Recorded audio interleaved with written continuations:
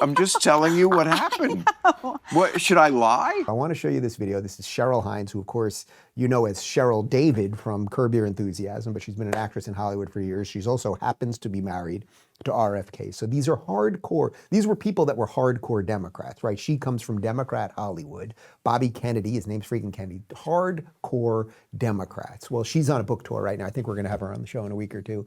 And she went on Bill Maher's Club Random podcast. And here they are coming to agreement about a man that they both hated probably 2 years ago, Donald Trump. Again, one good thing about Trump, he really, really does not like war. Which I love that about him. I kind of do, because I don't want war either, and most of them are unnecessary. Agreed. I mean, he took a long time when I had that dinner with him talking about the pictures he sees coming from Ukraine, the stuff that doesn't get out on the news. It's like raw footage of bodies in the field. Yes. And you could tell it really moved him. It's like, I do not want to see this, and I'm the kind of guy who can fix this, at least. You know, he's never not going to be Trump. So, of course, he's like, I solved 9 wars. And, you know, okay, even if it's half that, it's still good that we're solving them and not starting them. That's the thing that I find that I really like about President Trump when he talks about wars and talks about Ukraine.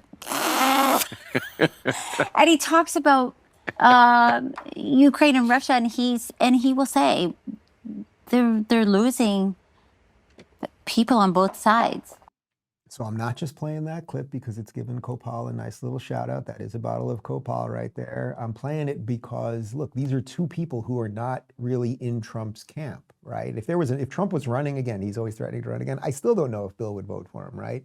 But what Bill's saying is he does not like war. He actually is affected by those images. We are wrapping this stuff up. And then he's saying, he's still jokester and ego and whatever. And there you have Cheryl, who I have no doubt, I've heard her talk about it actually, and I will ask her about it, who has lost friends over her husband joining scary Donald Trump as he now tries to solve autism and as he tries to get, dyes out of our children's cereal and everything else.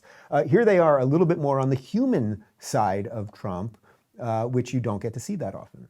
Somebody was just asking me about when I met him, what surprised me the most. And I said, I was surprised that he really likes to listen to people. He's very curious in what you have to say. They hated when I said that. Again, because I'm just telling you what happened.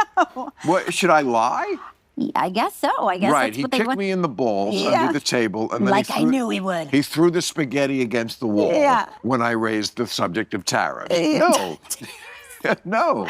Yeah, he listened.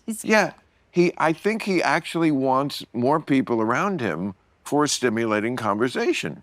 Yeah. I was very surprised at, and mentioned it again. They hated me for it.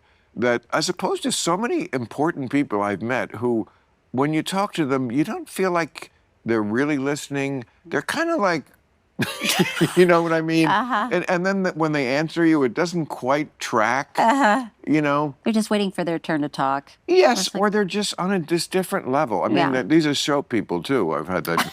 But I didn't get that with him at all. No. I got a guy who looked in my eye, was listening to what I said, waited until I finished, even when it was contradictory, when it was he never got blustery or mad about it.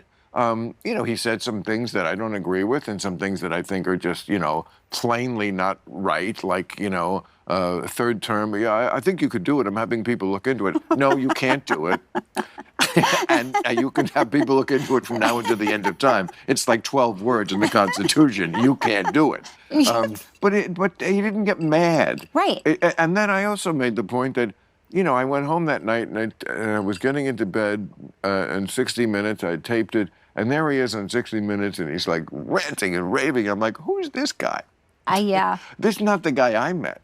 Yeah. And so I'm just the reporter here. I'm just telling you. This was my experience. If this is Dr. Jekyll and Mr. Hyde, find a way to work with Dr. Jekyll. Cooking Thanksgiving dinner is high stakes. It feels like one dried out turkey can ruin the whole day. That's why I love Chef IQ Sense. This wireless cooking thermometer takes all the guesswork out of holiday cooking.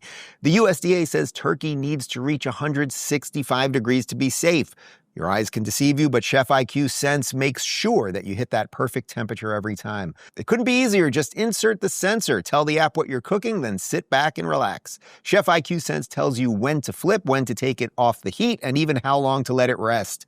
Basically, it's like having a personal chef watching the stove so you can actually hang out with your guests. No more oven peaking, no more dried out turkey, just perfectly cooked meals every single time. And it's not just for turkey, it works for steaks, chicken, fish, whatever you're making. And right now you can get 30% off site-wide with code Rubin at chefiq.com. That's chefiq.com, promo code Rubin. Again, this is someone that you might have said 5 years ago had Trump derangement syndrome. And Cheryl, who would have never said anything positive about Donald Trump. So what does that tell you? And by the way, that tracks, he said the word tracks, that tracks exactly with my experience when I've now met him a few times, but the first time, particularly when I met the president, and he was interesting and he made eye contact and he listened and he asked questions and all of those things. And that does tell you that there is something fundamentally different between him and some of these hysterical people that we've shown you on the show today. But I want to show you one more clip from that, if you can bear with me for one more second. One more clip from that sit down, because I think this gets to the heart of what has been so confusing to so many people for so long. The entire cultural apparatus for decades now has told us that Democrats are good guys and they're kind of nice and they like diversity and they're decent and Republicans like war and money and they're mean and cold and everything else. Well, here's two, I would say, former Democrats on that. The Republicans have been very kind to me from the beginning, even from the beginning when Bobby was running as a Democrat. They weren't